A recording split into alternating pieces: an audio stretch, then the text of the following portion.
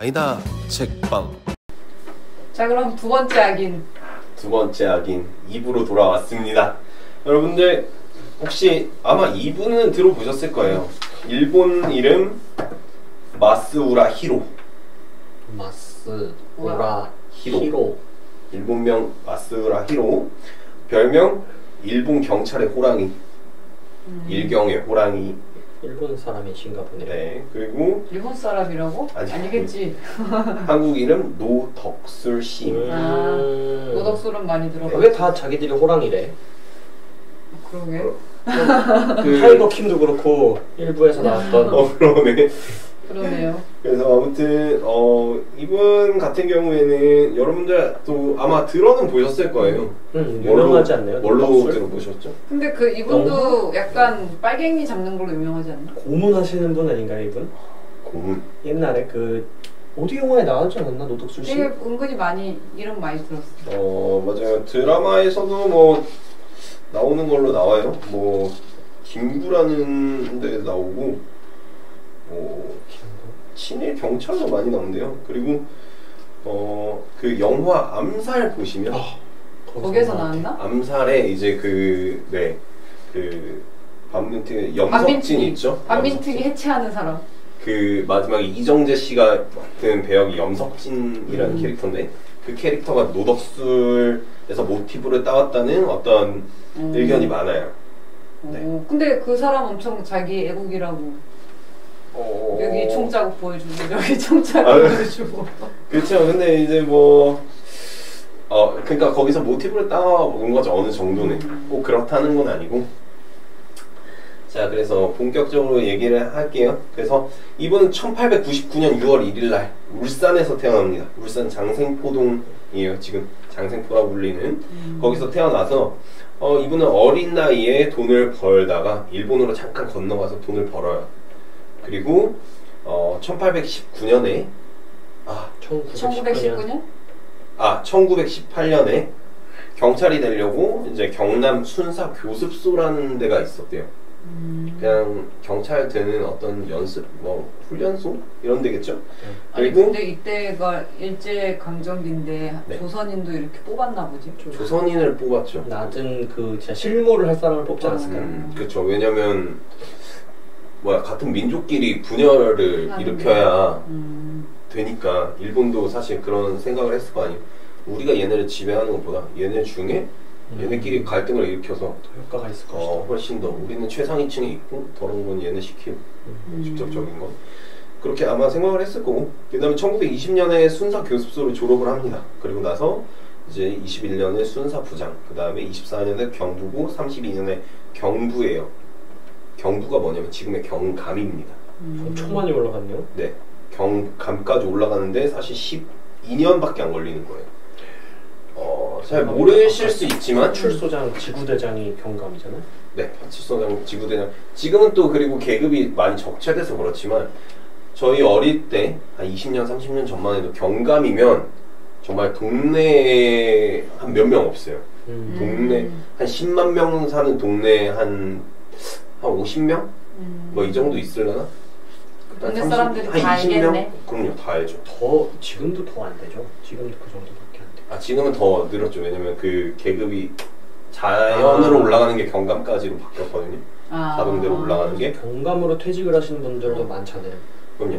근데 이때는 더 심했어요. 일제시대 때는 2만 명 정도 경찰 조직이 있었는데, 일제 경찰이죠. 일본 제국주의 거기에 경찰이 2만 명 정도 속해 있는데, 친일 경찰이.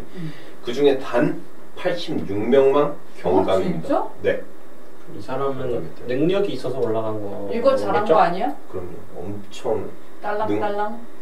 그것도 잘했을 수 있겠지만 어쨌든 일적으로 엄청나게 노력했다고 보시면 돼요. 그 다음에 1943년 경시로 진급합니다. 경시가 뭐냐면 지금의 총경이에요. 이게 얼마나 대단한 건데? 엄청난 민족의 그런 사람이었냐면, 이 사람 우리나라 일제 강점기 36년이잖아요. 36년이거든요. 이 과정 속에서 단 21명만 이 계급을 달아봤어요. 이건 36m. 일본인들이 했을 것 같은데 이런 그쵸. 안 주죠. 이 정도 경찰서장 정도를 조선인을 굳이 쓰지 않죠. 그럼 일본인 애들보다 더 악랄하게 조선인을 괴롭혔나 그렇죠. 보다. 더 악랄하게, 더 지독하게 해야만 사실 올라갈 수 있죠. 인정받은 거네 본국에서는. 그럼 얘는 진짜 머리 골수까지 일본인보다 더 심한 놈이다. 더 심한 놈이다. 조선인을 더 괴롭힌다. 이렇게 본 거죠. 그리고 나서 여기서 한 개 더 올라가요. 1944년에 수송보안과장이라는 데까지 올라가요. 그렇기 때문에 이 사람은 그 서열상 아마 전체 그 조선에 올라온 조선인 경찰이 2만 명 정도 된다고 했잖아요. 거기서 아마 8등인가 7등까지 올라가요. 핵심 멤버였네. 네, 엄청난 핵심 멤버죠. 그래서 이 사람은 엄청 악랄해서 민중들 사이에서는 그냥 친일 경찰, 친일 고문 경찰하면 그냥 노덕술이라는 이름이 박힐 정도고, 그리고 또 일경의 호랑이라고 아까 말씀드렸죠? 이 사람 말고도 사실 고문 전문가인 하판락이라는 분이 있어요. 근데 인지도에서 이분을 따라가지 못하죠. 왜냐면 이분은 계급상으로 엄청나게 거기까지 갔으니까. 그리고 또 이분이 그냥 일설에 의하면 일본 경찰이 하는 고문 지분의 70%는 노덕술에게 있다. 이 사람이 70%를 만들어낸 거죠. 일본 경찰이 하는 고문의 70%를. 이 사람이 이제 하는 것 중에 제일 유명한 고문이 뭐냐면 혀를 그냥 뽑는 거예요. 그러니까 진술을 하려면 말을 해야 되잖아요. 혀 뽑으면 말 어떻게 해? 혀를 뽑으면은 뽑혀요? 아니 근데 혀 끝이 어디에 달려 있어? 뭐 여기 목 끝에 있겠죠? 그럼 그걸 그대로 그냥 집게 같은 걸로 잡아서 잘 자르는 것도 아니고 그냥 잡아 떼는 거예요. 미친 사람이네. 뽑으면은 피나서 죽으니까 안 자르면 안 자르는다. 그렇죠. 근데 뽑아도 죽죠. 피나서 죽죠. 그래서 아니, 거의 다 죽는다고 보시면 돼요. 그런 혀는 진짜 죽기 때문에 잘 안. 그렇죠. 근데 어쨌든 그렇게 했다고 해요. 그리고 이제 구타 이런 건 당연하고요. 그 다음에 손톱, 발톱 뽑는 거 있죠. 우리 독립운동가들이 했던 거.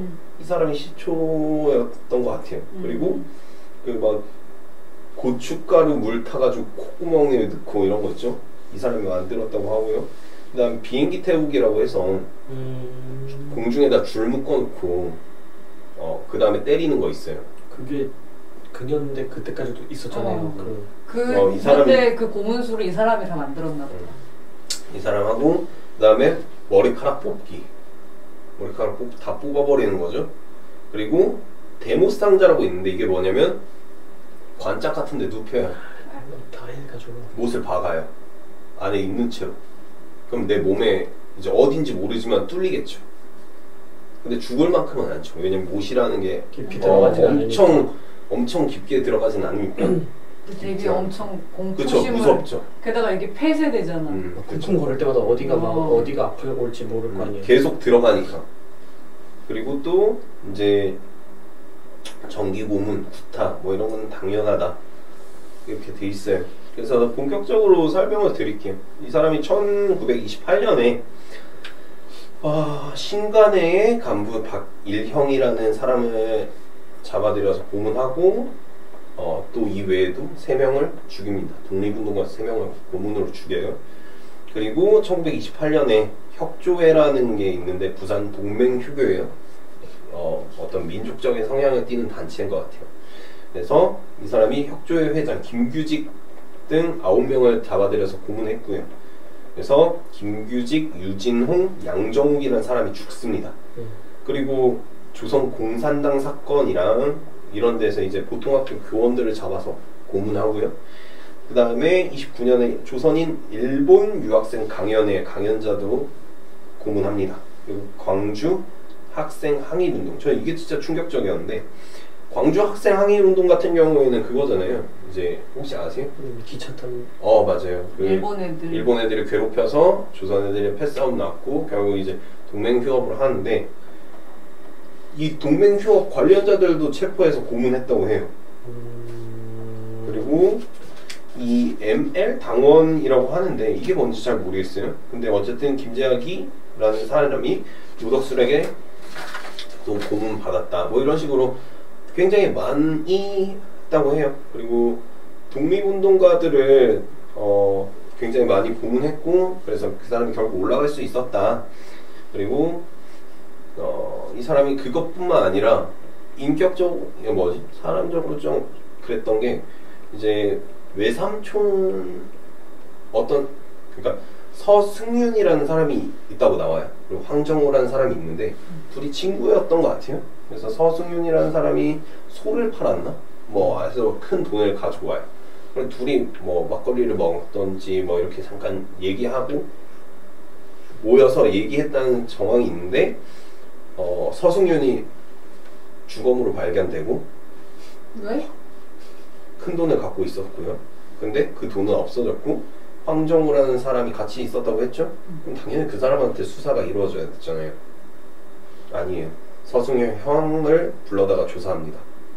왜냐면 황정우의 외삼촌이 누덕술이었어요. 그렇게 책에 나와 있어요. 그래서 그런 식으로 돼 있고 수사를 목적으로 또 금품을 받아 챙기기도 했대요. 그래서 이 사람이 이제 나중에 나오는데 이 사람이 49년도에 반민특위에 잡히게 되는데 반민특위에 잡힐 때 60만 원에서 70만 원 정도 가지고 있었다고 해요. 재산이. 그럼 그때 되게 많은 거 아니에요? 맞아요. 그렇게 많지는 않지 않나? 지금으로 따지면 100억. 진짜 많은 거네. 그 다음에 이제 해방이 된 다음에 이제 이 사람이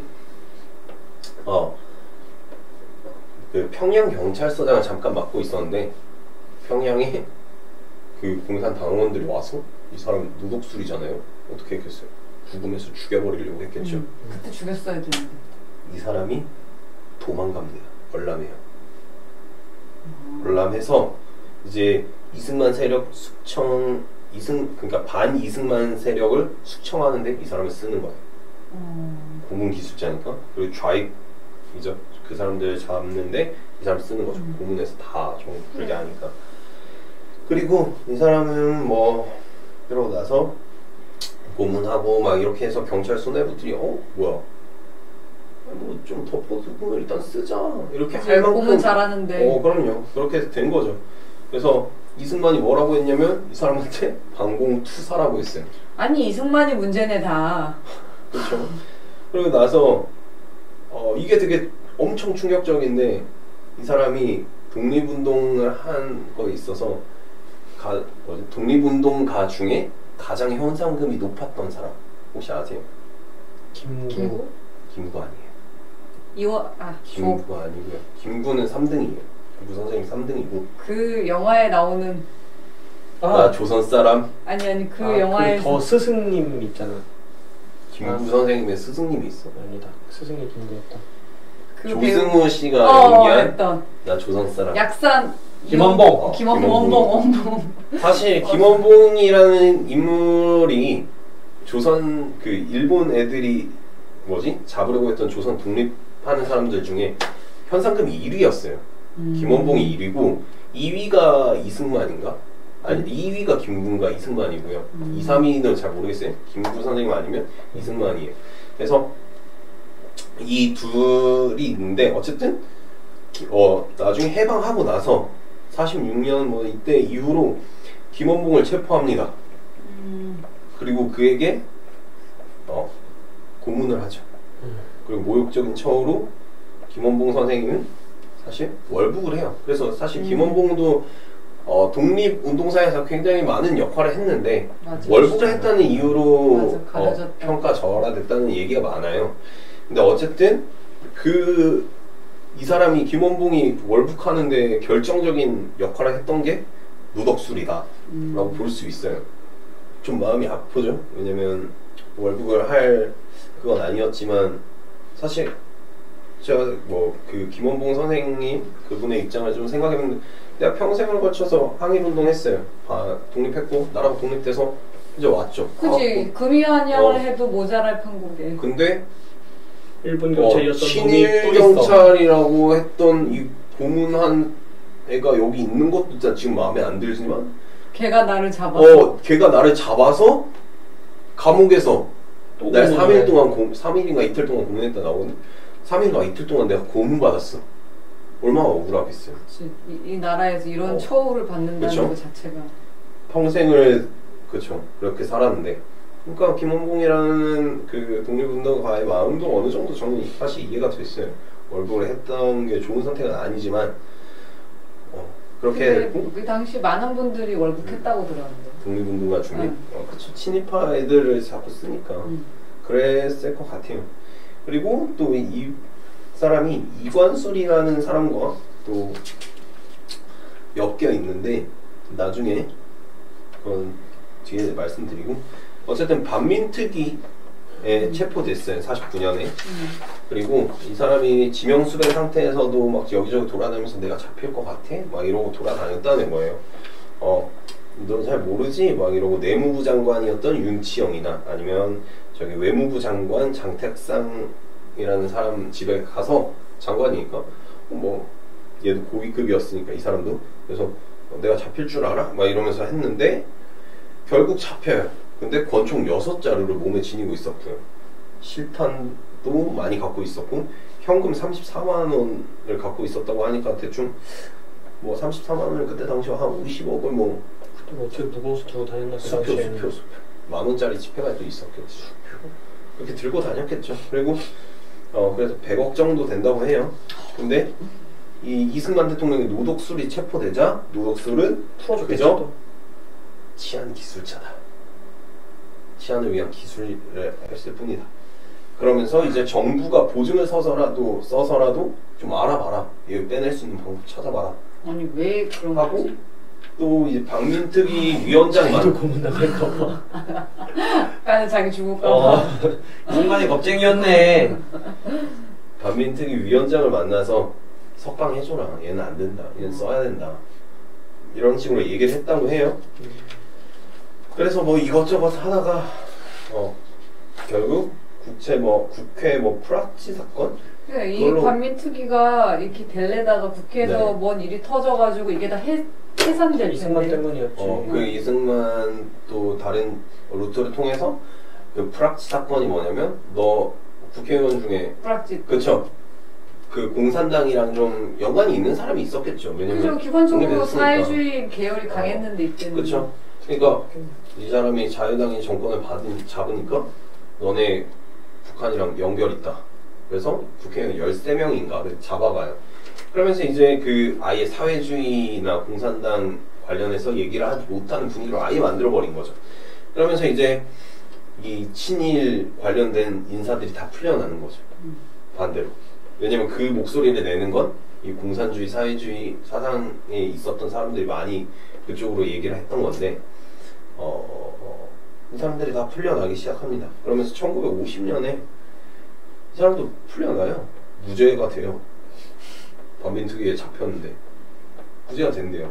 그래서 1950년에 육군 본부 헌병대장이 됩니다. 와. 야, 근데 대통령이 한결같네. 헌병 오다가 이렇게 해주네. 그럼 얘네 둘이도 같이 만났겠네. 뭐 지나다니면서 봤을 수도 있죠. 그래 뭐라고 해야 되지? 어쨌든 유명세가 있었을 거 아니야 각자. 제 출신이다. 저렇게 제 학살자다. 제 고문이라면 제 타이거 그래서 저도 타이거라고 타이거다. 하는 내가 진짜다. 나는 거기에 호랑이다. 넌 여기에 호랑이니? 뭐 이렇겠죠. 그래서 이제 54년에는 부산 범죄수사단장, 55년에는 범죄수사대 대장 이렇게 해요.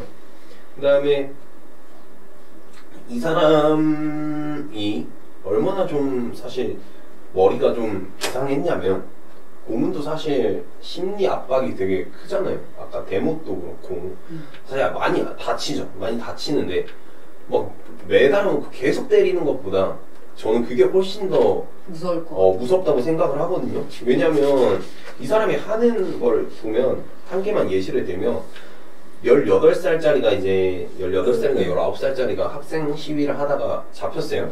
그럼 어떻게 하냐면 너 관 속에 들어가서 누워. 눕혀요. 입구를 막아요. 입구를 막고 딱 요만큼만 틈을 줘. 진짜 사도세다도 아니고 딱 요만큼만 틈을 줘. 거기로 뭘 하냐면 물을 집어넣어요. 잠기게. 눈구멍 요만큼만 주는데 거기에다 계속 물을 붓는데요. 계속 물을 붓는 거야. 조금씩 잠기잖아. 그리고 그 틈 사이로 뭘 보여주냐면 그 관 속에서 뭐 이제 항명? 그러니까 불지 않아서 죽은 사람이 어떻게 죽었는지를 사진을 보여주는 거야. 그 안에서 물 이만큼 부어놓고 뭐 이만큼 찼을 때 이만큼 보여주고 그 다음에 또 이만큼 찼을 때 죽은 다음에 며칠 뒤 사진 뭐 이런 식으로 보여준다고 해요. 근데 그걸 19살한테 하는 거야. 사실 물이 이만큼 찬다고 해서 그치 뭐 죽이려고 하진 않겠죠. 것 같아 그거는. 그렇죠. 엄청나죠. 나를 진짜 이 사람 죽이겠구나 하는 생각이 드는 거죠. 근데 어쨌든 제일 유명한 사건이 있는데 이게 뭐냐면 일명 그놈 잡아라 사건이에요. 이 사람이 48년에 이제 벌어진 사건인데 나중에 탁칭이 억하고 죽었다. 혹시 들어보셨어요? 그게 이제 남영동 1987 거기 있잖아요. 이 사건의 거의 롤모델이라고 볼 수 있어요. 이 사람이 거의 40년을 앞서서 쓴 거예요. 그때까지 그러면 그렇게 고문이 그렇죠. 이어졌다 보죠. 그래서 장택상이라는 당시 경찰청장이에요. 이 사람이 피습한 박성근이라는 사람이 있어요. 이 사람이 수사관이 고문해서 죽었어요. 그래서 어떻게 하지 했어요. 박성근이라는 사람이 죽었어. 박성근이라는 사람이 죽었어. 그래서 어떻게 해요? 이 사람이 어떻게 했어요? 만들어냈다고? 만들어냅니다. 그놈 잡으라는 걔를 강제로 도망가라고 시켜가지고 못 잡은 것처럼. 맞습니다. 그러니까 이렇게 팀이 있잖아요. 그러면 어두우니까 새벽에 죽었을 거 아니에요. 밖에 담부터 시작합니다. 이제 여기가 경찰서면 저 문 밖으로 시작하고 스탠바이 한 다음에 시간 딱 되면 문 앞에 있다가 갑자기 최프로님이 뛰어요. 그럼 제가 창문에다 전 잡아라 이렇게 소리 지르는 거예요. 이름도 막 불러줬겠네. 그 사람인 줄 알았어. 박성근 멈춰 막 이러면서 막 저 혼비백산에서 뛰어나가는 것처럼 하는 거예요. 그럼 이제 이미 저기 저만큼 가 있는데 어떻게 잡아요? 아무리 뭐 말이 안 되잖아요. 도망간 거 다 갖다 뒤집어 씌우고 경찰서는 비상이 나고 어떻게 돼요? 다른 팀원 2명이 더 있었대요. 다른 팀원은 박성근의 시체를 가방에 담아놨어요. 그걸 들고 다른 사람들이 막 뛰쳐나가니까 우리는 차 타고 한강인가? 한강이죠. 한강 겨울이었어요. 한강에 얼음 구멍이 있어요. 낚시하려고 사람들이 해놓은 데 있는데 거기에다가 집어넣습니다. 6개월 뒤에 시체가 떠올라요. 그래, 떠오를 거 아니야. 떠오르죠. 근데 어쨌든 그 당시에는 도망가서 죽었다 이렇게 얘기하는 거죠. 근데 이게 나중에 걸려요. 그래서 어쨌든 저놈 잡아라라는 어떤 그런 걸 할 정도로 좀 머리가 비상했고 그런 근포심 사람의 심 비슷하게 비상하시네. 어떻게 생각했냐? 뻔하지 뭐 저는. 그렇죠. 그래서 이 사람을 보면 이 사람이 이승만 정부로부터 훈장을 받습니다. 훈장? 화랑 무궁훈장 2개와 충무 무궁훈장 1개를 받았어요. 많이 받았어 또. 몸에 또 충무. 그리고 일제로부터 사실 이 사람이 43년에 일본 일제 훈장도 받았거든요. 43년에. 근데 그 사람이 또 이제 화랑 훈장, 충무 훈장이 사실 우리나라 군인이나 이런 사람들한테 줄 수 있는 거의 최고의 훈장 중에 하나인데 이 사람한테 줬으니 사실 그게 되게 잘못 갔다고 볼 수 있죠. 그리고 이후에 특무대장 김창룡이라는 사람이 나와요. 이 책에도 뒤편에서 나오는데 어떤 사람인지. 이 사람이 이승만의 양자예요. 그리고 좀 어차피 다루지 않을 거니까 이 사람은 좀 아나무인적인 성향이 좀 있고 대신 좀 빨리 죽어요. 암살을 당해요. 56년에 암살을 당해서 죽는데 이 사람과 뭐 권력을 놓고 암투를 벌이다가 이제 노덕술이 이승만의 눈밖에 납니다. 양자잖아요. 내가 아끼는 뭐 친일 경찰 뭐 걔랑 양자랑 아예 다르죠. 근데 둘이 싸워요. 그럼 당연히 나는 왜 그랬지 노독술이? 네, 권력욕이 있었던 것 같아요. 뭐 권력욕 그 다음에 경제적 어떤 그런 사건이 뭔가 부딪혔던 거였는데 정확히 기억은 안 나고 아무튼 그런데 이제 노독술이 56년에 군에서 예편을 해요. 나가요. 56년에 나옵니다. 군으로 나오고 울산으로 내려가서 60년에 국회의원 선거에 도전을 합니다. 60년에? 네. 제5대 국회의원 선거에 도전을 해요. 울산에서? 네, 울산에서요. 울산에서 그만큼 인지도가 있었나? 그래서 이 사람은 낙선을 하죠, 당연히. 오, 잘 됐다. 그리고 나서 노독술이 머리가 비상하다고 했죠? 아까 1960년도가 60년, 61년도 이승만이 사일도 하고 어디 갔죠? 그 다음 누가 됐죠? 좀 아니요. 그 사이에 한 명 최규하. 최규하, 뭐 장면 이런 사람들이 잠깐 있었죠. 근데 장면의 비서실장 중에 선우종원이라는 사람이 있었어요. 선우종원이 어떤 사람이었냐면 8년 전에 국제공산당 사건이라는 사건으로 노독술한테 굉장히 많은 가진 고초를 받고 일본으로 떠났던 사람이에요. 이 사람이 8년 만에 거의 돌아온 거예요. 근데 노독술이 이 사람을 차단한 이유가 뭘까요? 사과하려고? 에이, 그럴 리가 없어. 사과해서 뭐라도 자기 시켜달라고. 나 이제 시켜줘. 협박하려고지. 협박하려고. 왜냐면은 내가 네 알지 지금도 조져버릴 수 있는데 똑바로 내 자리 하나 마련해 이거지. 거의 노독술이야? 아 그렇진 않고 이 사람은 지금 힘이 많이 빠진 상태였어요. 노독술 씨가? 노독술 씨가. 이 사람이 뭘 했냐면 이제 팀원이 있을 거 아니에요? 뭐요? 뭐 상상되는 거가 있어요? 또 뭐 가짜 뭐 사고를 꾸몄지 않을까. 딸기니 사건? 거짓말을 한 건 맞아요. 이 사람이 뭐라고 하냐면 홍택희라는 사람이 다 시켜서 한 거야. 아. 걔가 너 8년 전에 그거 고문하고 나 이간질을 했구나. 오, 난 아니야. 나 알지. 난 아니야. 난 진짜 나 알잖아. 난 진짜 충실한 개야. 이거 하면 하는 거야. 어쩔 수 없잖아. 해가지고 이 사람한테 얘기를 해요. 근데 송우종원이라는 사람이 안 믿었겠지. 맞아요. 안 믿어요. 그래서 그러기엔 너무 고문 기술이 창의적이잖아. 그래, 노독술을 어떻게 믿어. 돌아가라. 그리고 나한테 연락하지 마라. 잘했다. 이런 식으로 이제 하죠. 그리고 행방이 묘연해졌다가 65년에 뭐 불법 흥신소 운영했다. 구질구질하시네. 갔다가 뭐 지병이 악화돼서 68년에 결국 죽습니다. 그냥 또 병으로 죽는 거예요? 네, 죽어요. 벌 받은 건 없네? 지병이 악화돼서 이 사람이요? 네, 아무거나 결과된 거 없어요. 그럴 수가 있죠. 이게 다 이승만 씨가 많이들 봐주네 그 이런 계열 사람들을. 어떻게 그럴 수가 있는 거지? 별로네요. 그래서 뒤에도 아까 말씀드렸듯이 뭐 이혁훈, 박충근, 박종표, 신상묵 그리고 김창룡, 김동한 뭐 이런 사람들이 나오는데 사실 여러분들이 들어본 적은 거의 없는 사람들일 거예요. 맞아. 이 사람들이 한 걸 보면 정말 놀라워요. 근데 왜 우리는 못 들어봤어? 그러니까요. 이승만 양자라는 것도 지금 처음 알았어. 이런 존재를. 이승만 씨가 네. 다 가린 건가? 가려놓지 않았을까? 이승만 씨가 어쨌든 그때 힘이 엄청 막강했던 초대 대통령이 가렸는데 그거를 누가 뒤집어 엎으면서 파기에는 너무 시간이 많이 지났던 거지. 그리고 팔 만한 사람도 없었잖아. 아니, 저 사람들 다 파면 맛 나올걸요. 아니 그런 것들에 대해서 파겠다 뭐 해야겠다 그러니까 하는 이 유일한 기회가 반민특위였는데 그것도 이승만 씨가 가려준 거지 진짜로. 반민특위가 해체됨으로써 우리는 어쨌든 그런 거에 대해서 심판하고 벌 줄 만한 그런 조직이 만들어진 적도 없고 지금이라도 한번 늦지 않았다고 봐요. 뭐가요?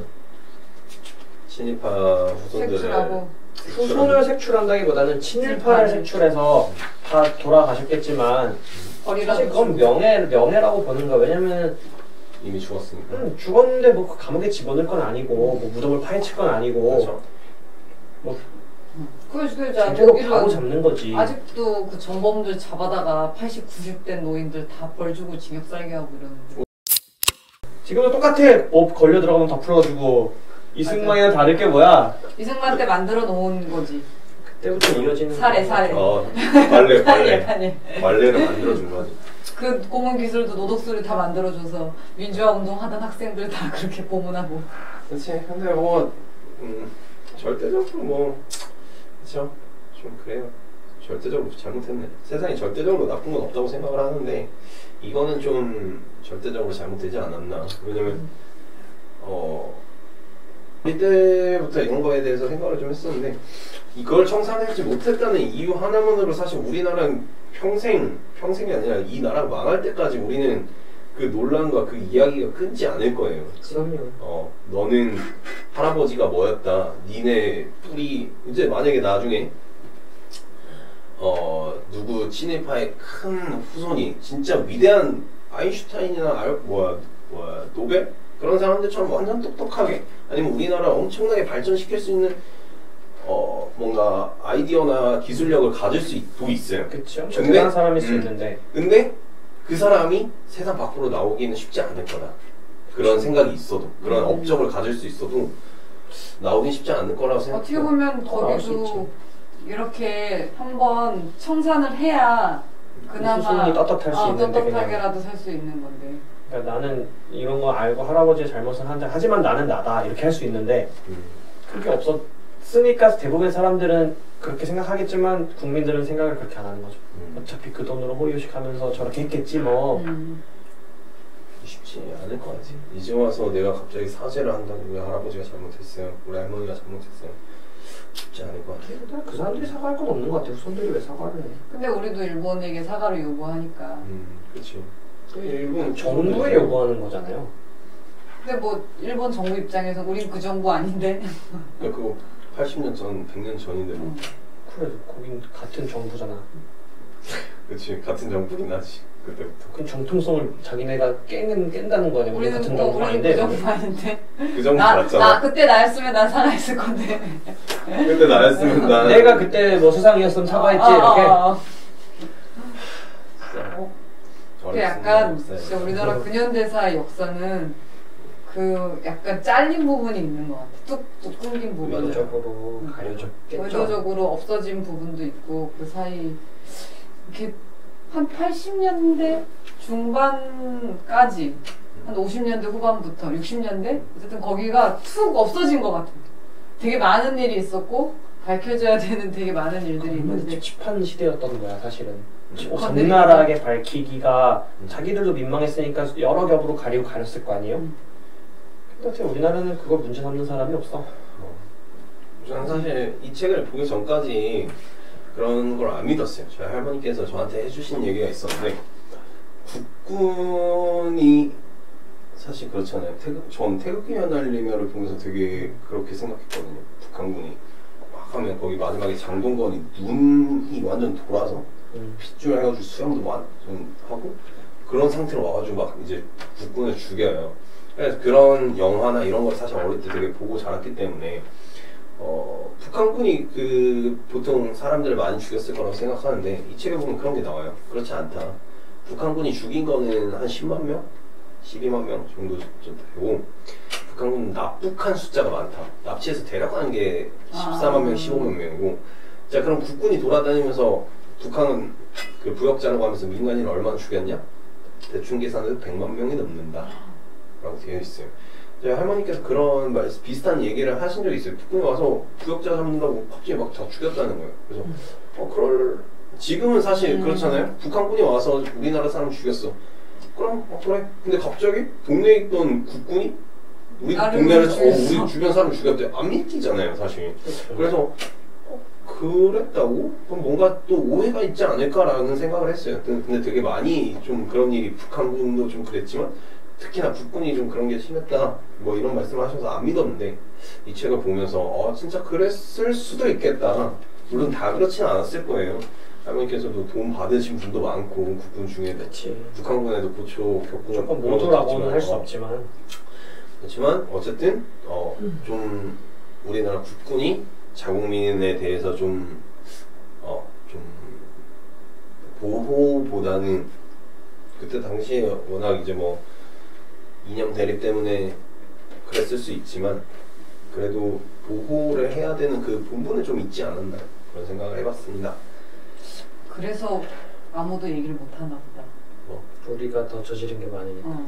우리 국군이 자국민을 학살했기 때문에 그런 걸 근현대사에 이렇게 할 수가 없어서. 그렇죠. 왜냐면 우리도 사실 베트남이나 이런 데 가서 많이 죽였지만 그거에 대해서 얘기하면 거기에서 우리 나라 위에서 가서 아니 겉으로 보고 올 때 자살 폭탄 하는지 아닌지 우리가 어떻게 판단해. 위험하면 다 죽여야지.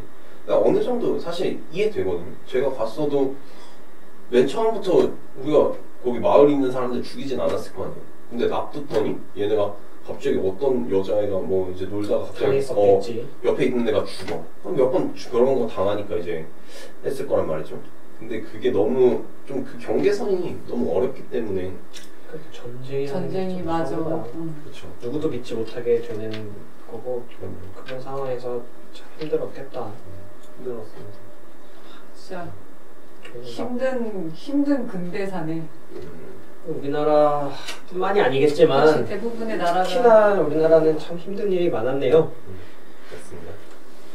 네, 이렇게 두 차에 걸쳐서 이렇게 악인을 소개해 주셨어요. 다시 말하면 나쁜 사람들의 이야기를 들어보았는데 소감을 좀 나눠볼까요? 어떠셨나요? 어떠셨어요? 먼저 말씀해 주고.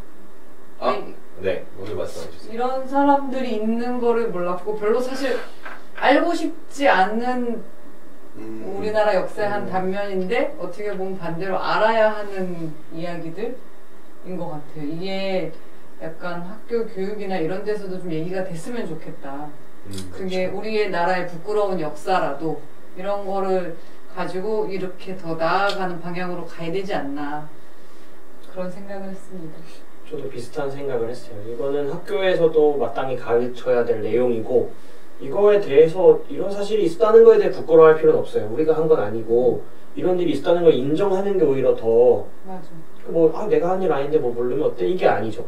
우리는 그 나라에 살고 있고 하니까 인정하고 다시는 재발하지 않고 이런 거에 대해서 좀 뭔가 미안한 마음을 가지고 살아야지 않나. 독일에서도 역사교육 엄청 시키잖아요. 근데 이거 만약에 하자고 하면 난리가 날 거예요. 그럼 빨갱이 된다, 빨갱이. 근데 일본 치하에서 나쁜 사람을 했던 거를 욕하는 거는 괜찮지 않나? 거는 또 누군가 반대하겠죠, 어쨌든.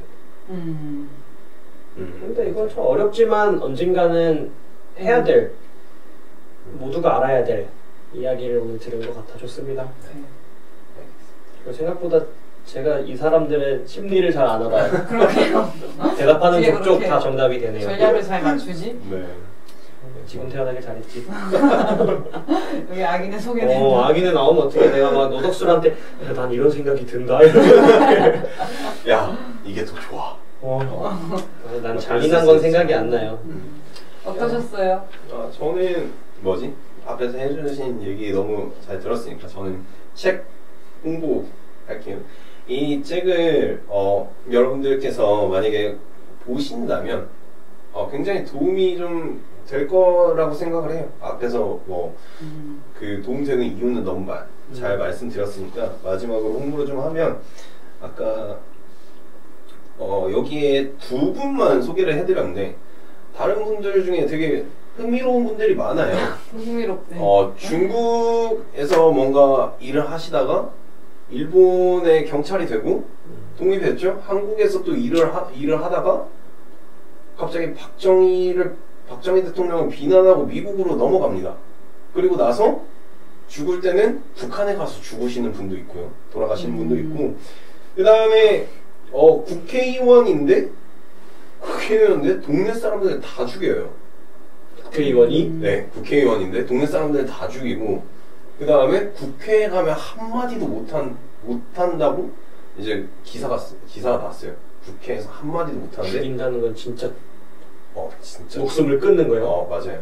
근데 이 사람이 국회의원인데 국회에 가면 한마디도 못해요. 그러니까 정치적으로 어떤 목소리를 낸 생각이 아니라 이 사람이 유일하게 목소리를 낼 때가 언제인 줄 아세요? 옛날에는 정치 싸움할 때 이제 진짜로 몸싸움 하잖아요. 그때 상대방 죽이는 상대방을 진짜 하겠다. 그리고 그런 일도 있었어요. 잠깐 딱 하나만 일화 설명해 드릴게요. 이분이 이제 그때 당시에 김영삼 후보랑 상대방 측이었대요. 반대편 측이었어요. 그래서 김영삼 전 대통령이 모시던 어떤 그 당수가 있을 거 아니에요? 그 사람이 뭘 얘기하니까 장면이었던 것 같아요. 장면이라는 분이었던 것 같아요. 그분이 얘기하니까 뭐 죽여버려야겠다 아니면 뭐 끝내버려야겠다 뭐 이렇게 얘기하니까 김영삼 전 대통령이 국회에서 이제 당신 지금 뭐라고 했냐고 죽여버리겠다는 건 진짜 목숨을 끊어버리겠다는 뜻이냐 막 이렇게 했다고 되어 있어요. 이건 기록에도 있고요. 역사책이나 뉴스 같은 데 많이 있는 거고 김영삼 대통령 뭐 일대기 이런 거 보면 다 나와 있는 건데 그 대상자가 이 사람인 거야? 여기 있습니다. 이 책에 있어요. 살인마가 그냥 어쩌다 국회의원이 된 거네. 그게 어떻게 국회의원이 됐지? 죽이는 것밖에 머리에 생각이 그래도 없네. 이렇게 뽑을 텐데. 자기 안 뽑은 사람 다 죽인 거. 그거는 이제 보시면 되고 이 책을 읽으시면서 여러분들 제가 꼭 꿀팁 알려드리면 이 책을 읽으시면서 인터넷 창을 꼭 켜놓으세요. 여기에 보면 보면 모르는 이 이름이 너무 많아요. 사실 우리가 그 1940년대, 50년대, 30년대에 나오는 인물들이 누군지 모르거든요. 저 처음 들었어요. 노덕술이라는 사람의 이야기를 보면서 하판락이라는 사람도 나오고요. 당시에 더 유명했던 고문 기술자도 굉장히 많았어요. 여기 나오는데 제가 누군지 몰라서 하나하나 보면서 그 사람들이 어떤 행동을 했는지를 봤거든요. 근데 와 주옥 같아 하나하나가. 진짜 어마어마한 사람들이에요. 진짜 악인 치진을 골라내기 힘들 정도로. 진짜 이 책을 쓰신 임종금이라는 분께서 기자죠. 이분께서 얼마나 고생을 하셨을지 제가 그거 보면서 많이 놀랐어요.